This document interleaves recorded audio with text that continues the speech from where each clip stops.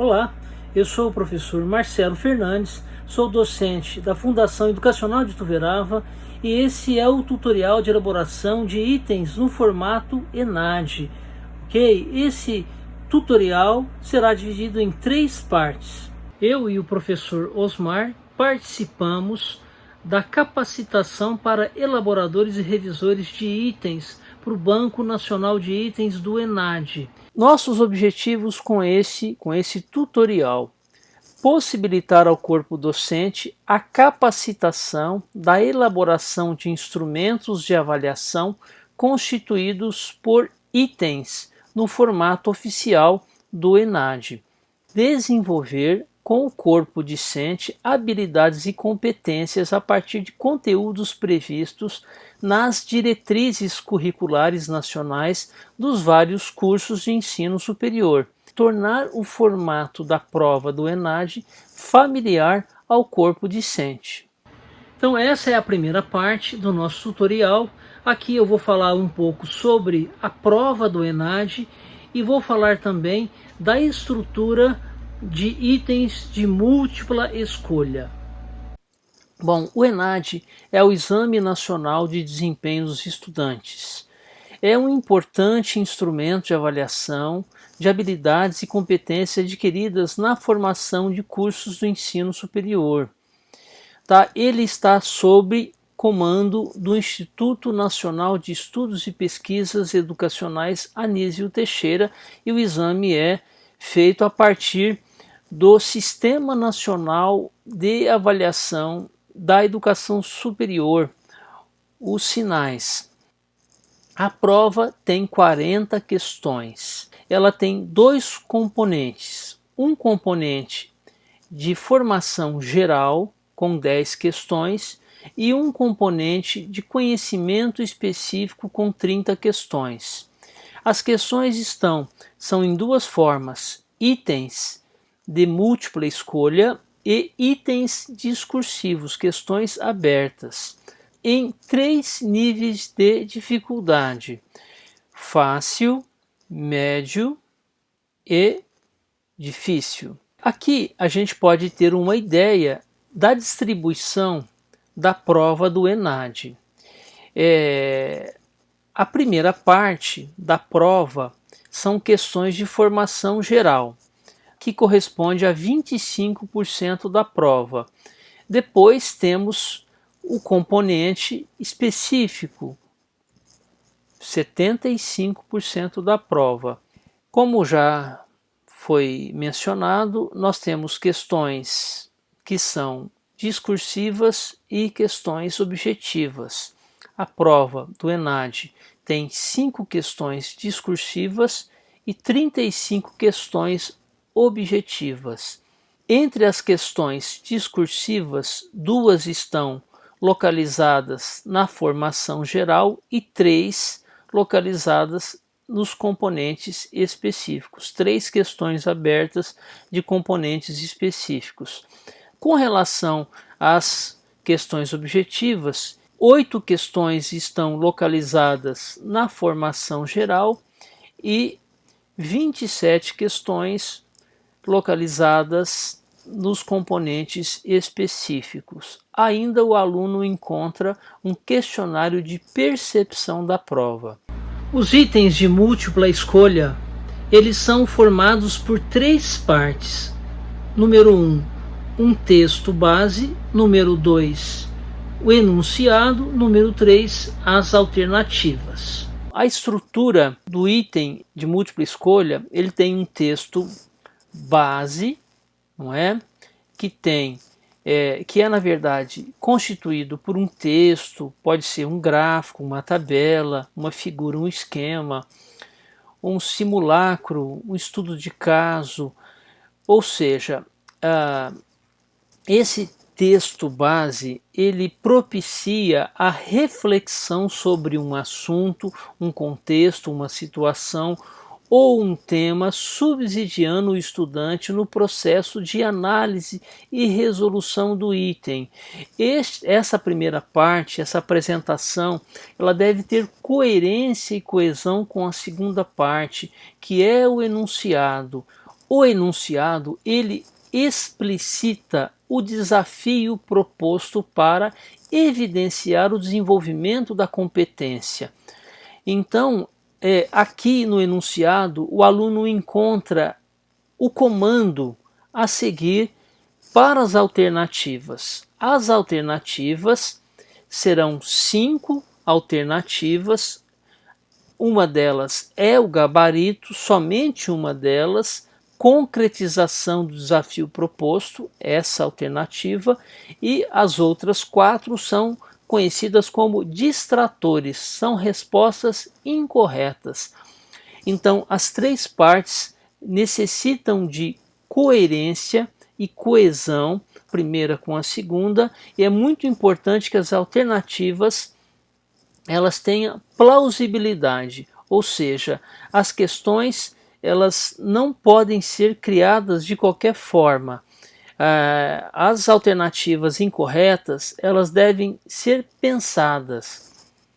Então, o texto base ele motiva ou compõe a chamada situação-estímulo, que pode ser apresentada na forma de textos, de estudos de caso, situações, problema, uma tabela, um diagrama, um gráfico, uma figura, um mapa, um esquema ou uma ilustração, sempre extraída de fontes fidedignas com as devidas referências.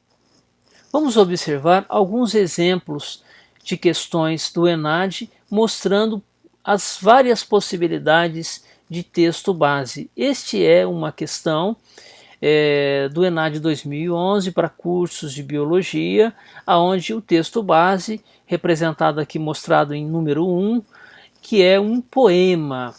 Observe que esse poema está sendo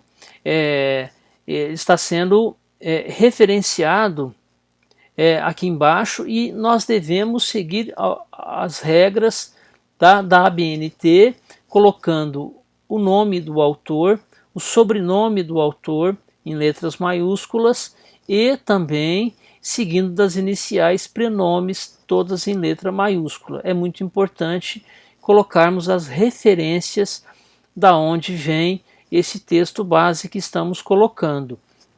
Podemos ver que logo em seguida temos o enunciado do item e logo as 5 alternativas. Este é um segundo exemplo de questão. Em número 1, no item número 1, nós temos um mapa e número 2, um texto explicativo que vai levar o estudante para o enunciado e assim para as 5 alternativas, em busca de uma resposta adequada para o comando. Este é um terceiro exemplo. Nós temos aqui, número 1, apenas um título e número 2, um infograma, seguindo então o enunciado e as alternativas. Aqui um outro exemplo interessante, é apenas um esquema e logo já vem o enunciado, não tem nada a não ser esse esquema. Um outro exemplo, número 1 você vê um texto e número 2 você encontra afirmações. Esse é um outro tipo interessante de questões. Ele começa com um pequeno texto, leva ali a 2 gráficos em número 2, e esse tipo de questão é conhecido como a questão asserção-razão. Nós temos ali em 3A e 3B, nós temos 2 textos conectados pela palavra porquê, que leva então ao enunciado e assim as alternativas. Número 1, a gente tem um texto, número 2, uma equação matemática e número 3, algumas afirmações. Número 1, um texto curto, uma apresentação que vai levar a 2 textos, no caso é uma tirinha. Então são 2 textos. Em caso de mais de um texto, que pode acontecer, escrever em letras maiúsculas, né? Texto 1, texto 2, em negrito. É importante no uso de imagens a precisão conceitual das imagens, imagens que não deixem dúvidas. Essas imagens devem estar articuladas com o texto e essas imagens devem contribuir para a resolução do desafio. O enunciado ele deve oferecer um comando, uma orientação para que o estudante saiba que tarefa deverá executar e para que tenha a possibilidade de expressar a competência e o perfil que se deseja avaliar. O enunciado constitui-se de uma instrução clara, objetiva da tarefa a ser realizada pelo estudante, não devendo apresentar informações adicionais ou complementares ao texto base. O enunciado ele pode ser expresso de 3 formas. Na forma de uma pergunta, ele também pode ser uma orientação, ele também pode ser uma frase a ser completada. Então, por exemplo, nessa questão aqui, no poema a autora sugere que, então você vai completar o que se pede, no caso. Uma observação importante, quando o enunciado é composto de uma pergunta, deve ser finalizado com um ponto de interrogação, logicamente. Nesses casos, as alternativas devem se iniciar com letras maiúsculas, como podemos ver aqui neste exemplo. Nesses casos também, as alternativas devem se iniciar com letras maiúsculas. Porém, quando as alternativas completam o enunciado, não se deve pontuar o enunciado e as alternativas elas devem se iniciar com letra minúscula. As alternativas devem sempre serem concluídas com um ponto final. Em caso de utilização de figuras, fórmulas, frações ou expressões matemáticas, não utilizar pontuação no final. Neste caso, deve-se concluir o enunciado com um ponto de interrogação ou 2 pontos. As alternativas são possibilidades de resposta para a situação e estímulo apresentada no texto base. E as alternativas se dividem em gabarito, que é a alternativa que contempla a resposta correta, e em distratores, que são as alternativas que contemplam respostas incorretas. O gabarito indica inquestionavelmente a única alternativa de resposta correta, e os distratores indicam alternativas incorretas à resolução da situação estímulo proposta. Os distratores devem atentar à característica de plausibilidade, ou seja, eles devem retratar hipóteses de raciocínio utilizadas na busca de resolução da situação estímulo apresentada. A utilização de hipóteses equivocadas, observadas em situações de ensino-aprendizagem, costumam aumentar a plausibilidade dos distratores. Por outro lado, alternativas que retratam erros grosseiros, hipóteses absurdas, dentro ou não do contexto do item, tendem a induzir a identificação imediata da alternativa correta. Há um limite tênue entre o que se considera um distrator plausível e uma pegadinha. O distrator plausível é uma possibilidade de resposta a ser dada por um estudante que não sabe resolver a situação proposta, diferentemente da pegadinha, que é uma resposta que pode atrair um estudante de bom rendimento e induzi-lo ao erro. Essa é a nossa segunda parte do tutorial e aqui vamos falar de tipos de itens de múltipla escolha. São 3 tipos de itens. O primeiro deles é o item de interpretação com resposta única. O segundo tipo, o item de resposta múltipla. E o terceiro item, o item de asserção razão. Vamos entender um pouquinho cada um deles. Então, vamos começar pelos itens de interpretação com resposta única.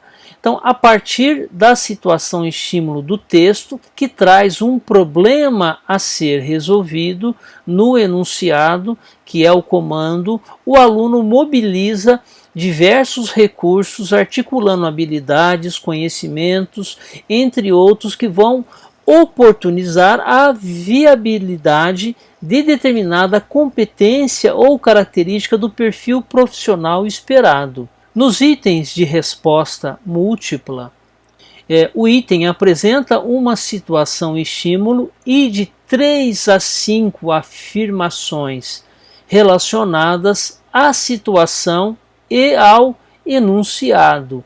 As afirmações são julgadas independentemente umas das outras como corretas ou incorretas. O estudante deve analisar as afirmações e identificar a ou as afirmativas corretas para, em seguida, escolher a alternativa em uma chave de respostas. Vamos então ao item do tipo asserção-razão. Este item constitui-se de duas proposições que podem ou não ser corretas. Além disso, essas proposições podem ou não estabelecer uma razão entre si e consequência entre si. As duas proposições são interligadas pela palavra porquê, sendo que o estudante deve avaliar se a segunda proposição constitui razão ou justificativa da primeira. Compõe o item ainda uma chave de resposta padrão sobre a veracidade e falsidade de cada uma das proposições e também sobre a existência ou não da relação de causalidade entre elas. Esse tipo de questão é indicado para avaliação de habilidades complexas, pois além de avaliar a veracidade de cada proposição, o estudante necessita ser capaz de estabelecer relação de causa-consequência entre elas. Essa é a nossa terceira parte e aqui vamos falar das características e da estrutura de itens discursivos, ou seja, questões abertas. Então, aqui a gente pode notar que a distribuição de questões abertas, discursivas, elas compõem 40% da prova de formato geral, as questões de formato geral, e elas compõem 15% da prova de componentes específicos. São conhecidos também como dissertativos abertos, descritivos ou de resposta livre.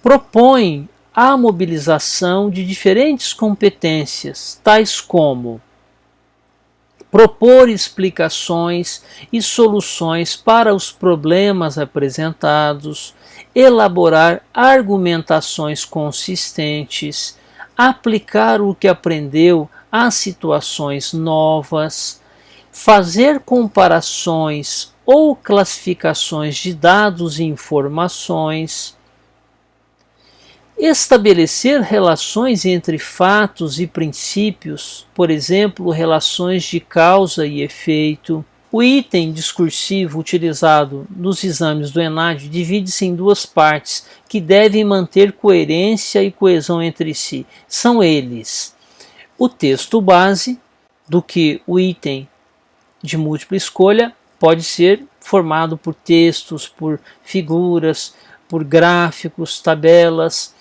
E a segunda parte é o enunciado.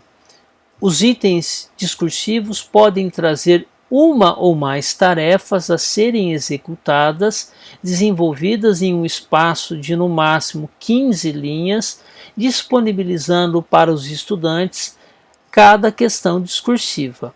Nesta questão, a gente pode ver o texto base constituído por um gráfico, por textos. Cada item discursivo é avaliado em uma escala de 0 a 10. Neste caso, a gente tem o enunciado em duas partes. quando há múltiplas tarefas a serem executadas. O elaborador deve indicar o valor máximo correspondente de cada subitem, que, quando somados, devem resultar em 10 pontos. Como considerações finais do nosso tutorial, eu acho muito importante que nós possamos criar instrumentos de avaliação para os nossos discentes utilizando itens, questões no formato ENAD. Assim, os nossos alunos podem se familiarizar com esse importante exame. Agradeço a todos, muito obrigado.